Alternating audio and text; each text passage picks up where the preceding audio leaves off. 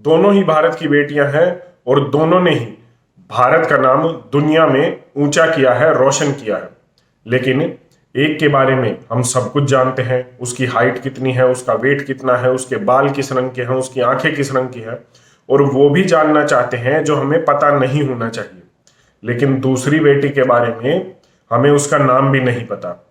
आइए एक बार फिर आपको वो बता दूं, वो सुना दूं जो आप सुनना नहीं चाहते।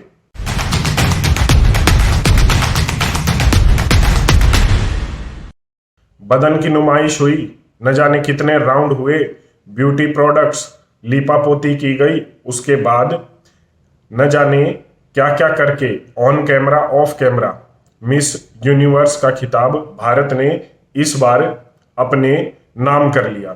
लेकिन क्या यह खिताब भारत ने जीता या भारत को जितवाया गया?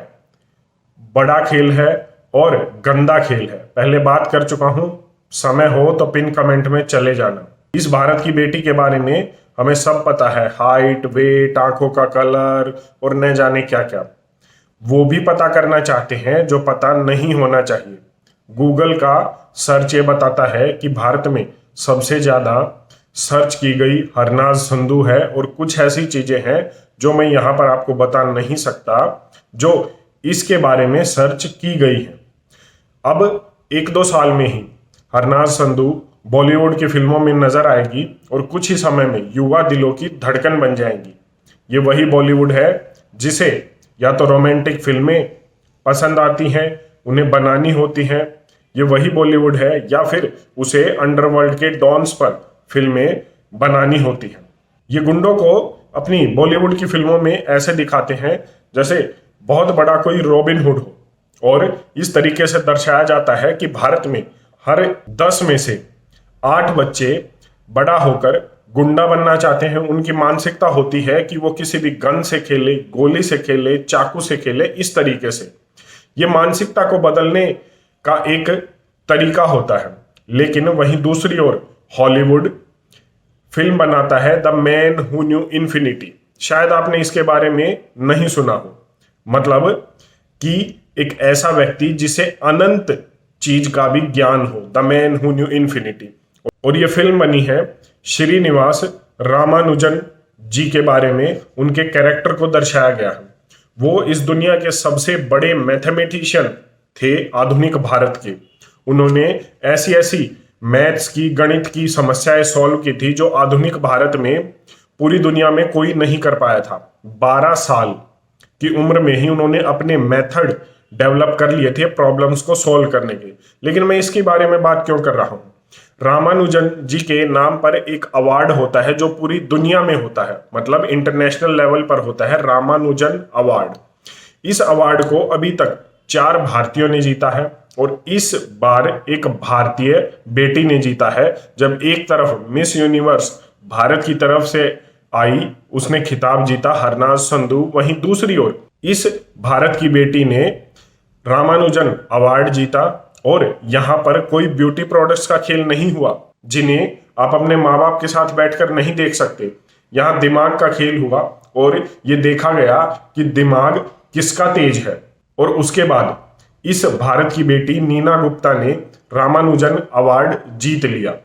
अब जैसा मैंने बताया, आने वाले समय में आप बॉलीवुड की फिल्मों में हरनाज संधू को दिखेंगे, वैसे ठीक उसी तरह हॉलीवुड की फिल्मों में आप एक कैरेक्टर को देखेंगे जो नीना गुप्ता को दिखाएगा।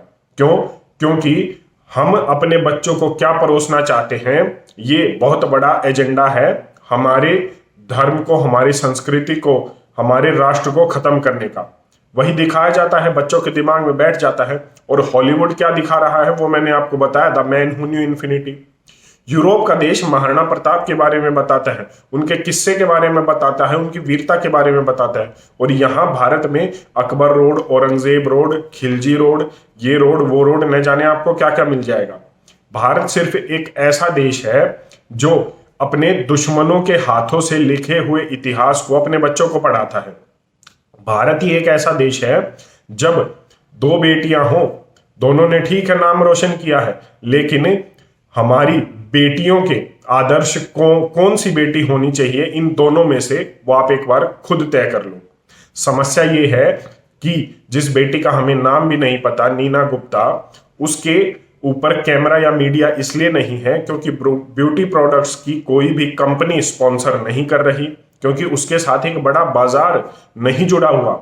अगर उसको दिखाएंगे तो बच्चे क्या पता उन कंपनियों से दूर हटकर एक सिंपल लाइफ जीने, एक सरल लाइफ जीने की शुरुआत कर दें और दिमाग और देश के लिए सोचने लग जाए, थोड़ा बहुत दिमाग उनका चल पड़े और रामानुजन जैसे अवार्ड भारत में और न जाने कितने बच्चे लेकर आ जाए।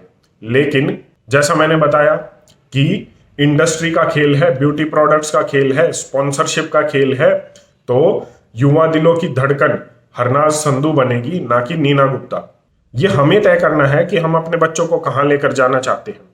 अगर आप अपने बच्चों को चाहते हैं कि वो बड़ी होकर हरनाज संधू बने या बॉलीवुड के किसी भी ऐसे अंडरवर्ल्ड डॉन पर जैसे फिल्में आती हैं वैसा गुंडा बने आपका बेटा, तो आप उसको उस तरफ लेकर जा सकते हैं, क्योंकि सब कुछ आपके हाथ में है।